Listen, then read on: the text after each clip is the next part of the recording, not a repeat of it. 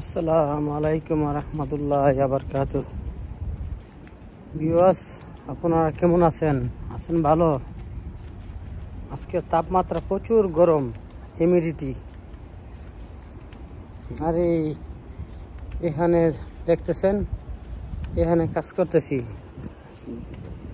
দুপুরবেলা। এত গরম, এত গরম, কি করে বলবো আপনাকে। তো সবাই কেমন আছেন?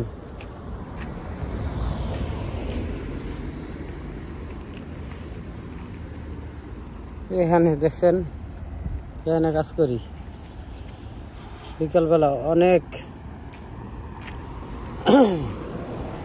অনেক অনেক গরম। দুপুরবেলা কাজ করার জন্য বহুত কঠিন ব্যাপার এখানে, ঠিক আছে। আর কি বলবো, এত গরমে কাজ করি। দেশের মধ্যে রেমিটেন্স পাওয়া যায়, আর দেশের মানুষ কি করে। বন্ধুরা, আমার চ্যানেলটা সাবস্ক্রাইব করে দিন। সবার ওদের দোয়া লাগে যে আমার ভিডিওটা ভালো লাগে।